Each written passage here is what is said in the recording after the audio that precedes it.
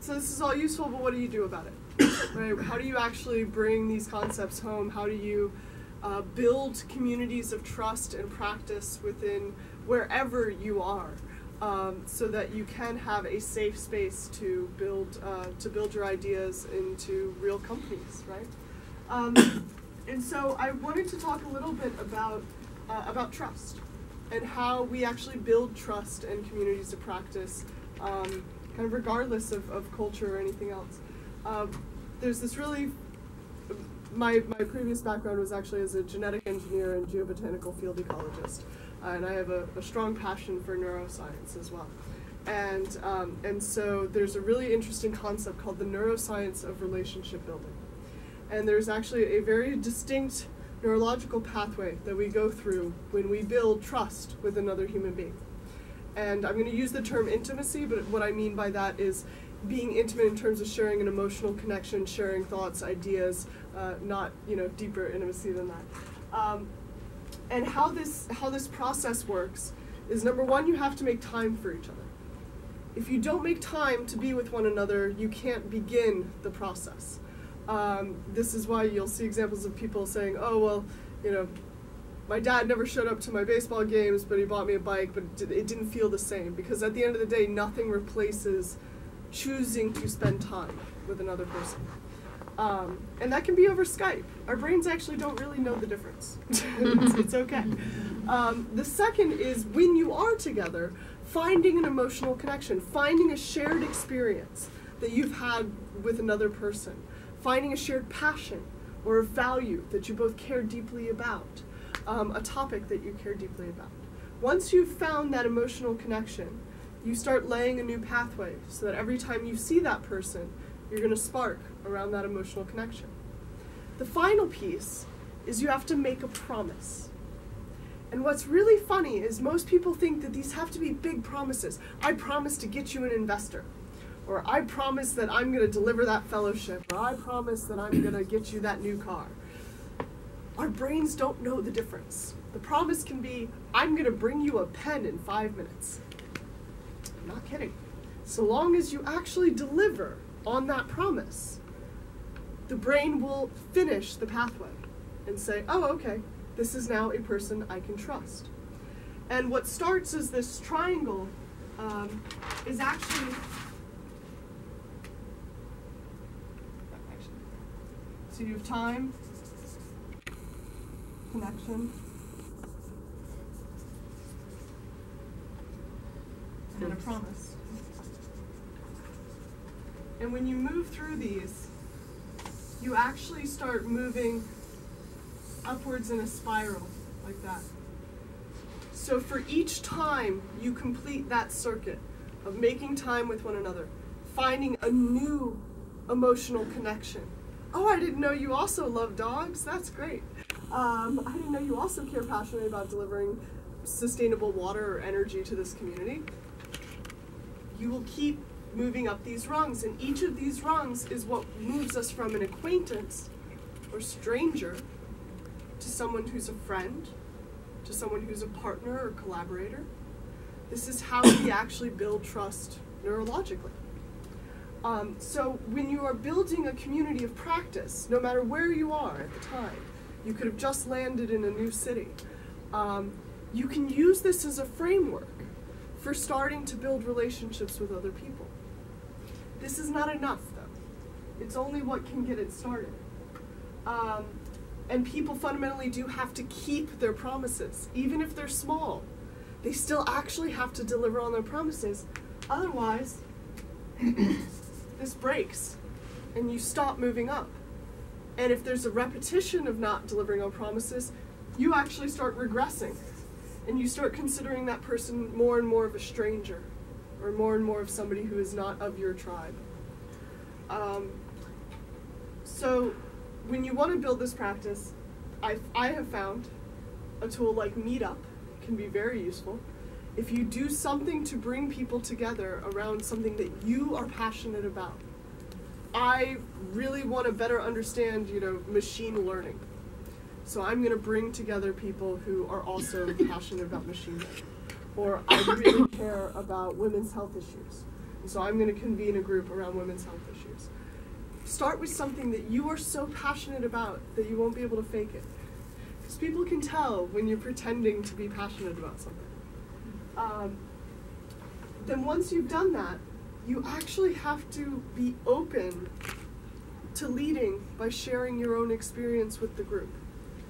You have to be transparent about why you're bringing them together, what's the purpose. And I've been a part of a number of different sort of small groups coming together for the first time. Some of them are very transparent, like, I have no agenda. I just really wanted to talk about clean water because I know that this is a huge thing. It's not something I can do on my own. I don't know if we're going to ever meet again, but I'd love if we can get into an interesting conversation about that. I've had others where they say, no, I want this to become a working group. And so anybody who's involved, I'm going to ask you to show up once a quarter and be willing every 3 months to come together and prioritize this.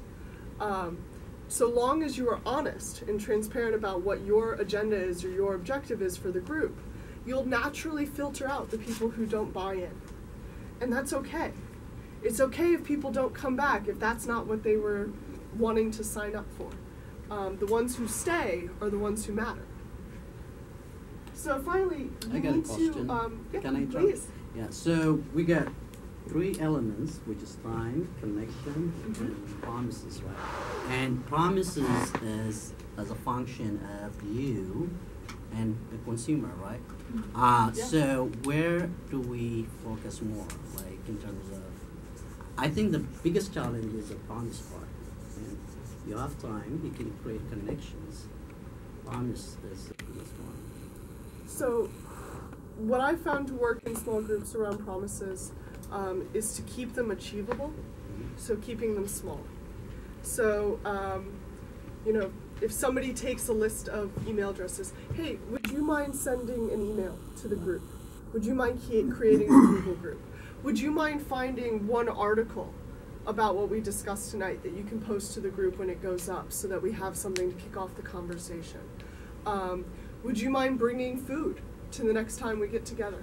Would you mind bringing drinks? Would you mind bringing the markers and the pens so that we can do this? You can keep it very achievable. The other thing is let people self-select into what they want. So one group that I worked with that was very successful with this, it's an entirely volunteer-led community of over 350 people who get together numerous times throughout the year, is they use Post-it notes. And the group, you know, the leadership team essentially comes together. They write all the things we're going to need during the year. And we put them up on the wall. And in the first meeting, all of the volunteers check out the wall and they pull off one. I'm willing to do this. Or I'm willing to do that. And the term we call for it is a do-ocracy. Because you will find frequently if you only rely on the time and the emotional passion. So I experienced this with my Net Impact. Are you guys familiar with Net Impact? It's a volunteer-led business school group that hosts events focused on sustainable business. Santa Clara University has one. Universities all over the world have them. I was president of our San Francisco professional chapter after finishing my MBA. And what we experienced was frequently we'd brainstorm a bunch of really cool event ideas. And people get super excited about them. And every now and then we'd take on an idea because it just sounded too good to pass up. And inevitably that event would fail because there was never one person who was so vested in it that they were willing to own it. And so we shifted to this duocracy model where it didn't matter how energetic or how excited about the event people were. If there wasn't one person willing to take that event and say, this is mine, I will recruit people to lead this, I will manage the logistics for it, it didn't go on the calendar. So giving people an opportunity to self-select for the promises they want to keep is really effective at making sure that you're not burdening someone with something that they don't actually want to do. You know, you want to make sure people actually are excited about it, engaged, right? So one of the final elements is celebration. You have to celebrate your successes. You have to hold up people in the group. Having time in every meeting for people to share this is the really cool thing that happened to me this week, or this is the really cool thing because of this group. That opportunity to celebrate and hold people up, that's what keeps us going, especially in volunteer work where it's not necessarily our day job, right?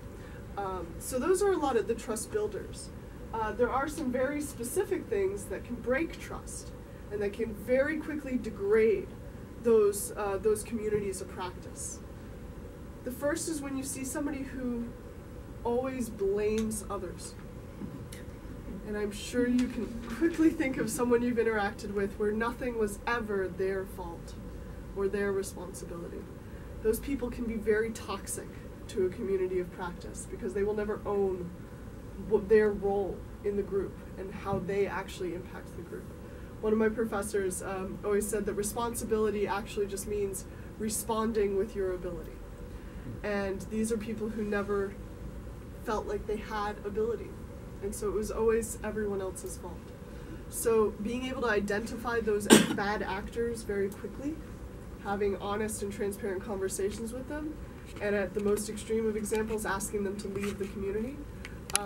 That's, as a leader, that's one of the things you have to do if you want to protect the whole.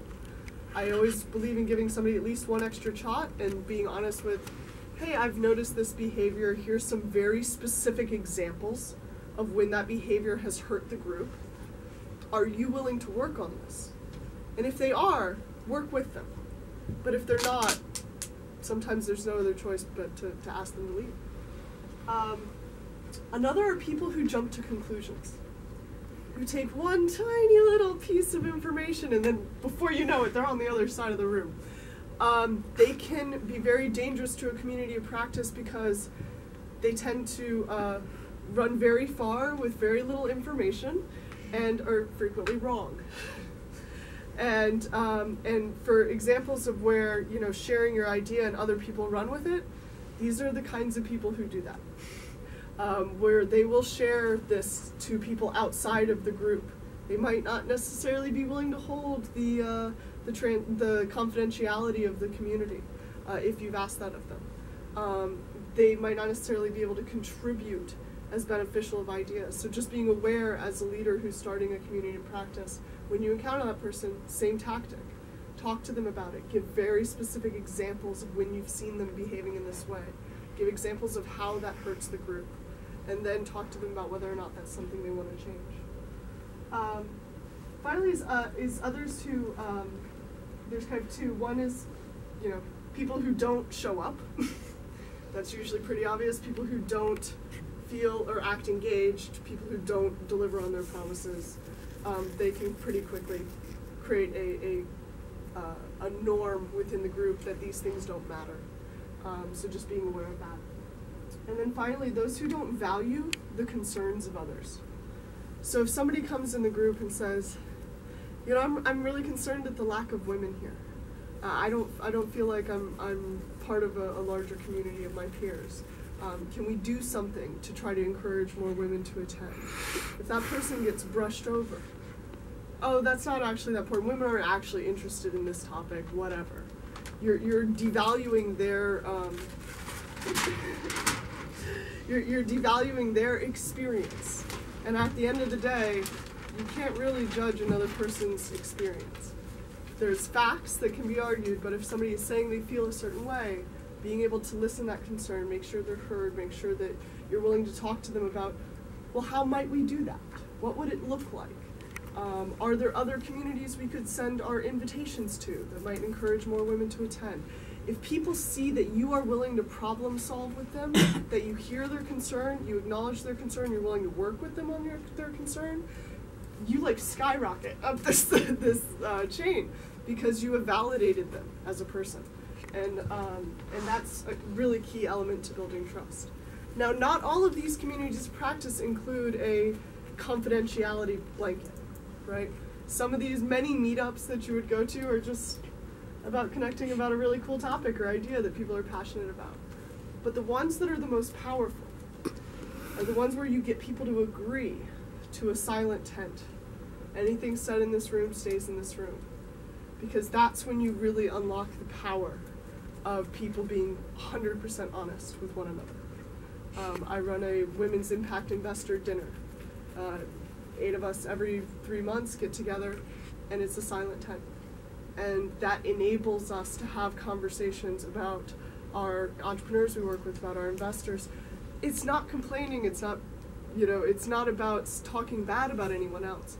It's just about being able to be authentic about our experience within the community, which we might not be able to do if we were in a community of others. We do this with our Accelerating the Accelerators group for conveners.org. One of the programs that we run is very focused on the leaders of accelerator programs. And so we'll do an event with 50 accelerator leaders prior to the Social Capital Markets Conference each fall, where it's only accelerator leaders. There's no entrepreneurs in the room, there's no investors in the room, there's no sponsors in the room. And that enables these leaders to come together as peers, even though they're actually competitors with one another, to share their deepest experiences, to share the challenges that they all faced, to share ideas and suggestions for how they could collaborate with one another, to be vulnerable. You would never be able to do that if your investor was in the room and, God forbid, you show weakness to an investor. Or similarly, if you're social entrepreneurs, God forbid that they think that your program isn't worth participating in, right? We have to keep in mind that when you have mixed power dynamics in a group, we all act differently. So there's a special magic that happens when you can bring a community of peers together to collaborate and give them that silent tent with which to be fully accessible.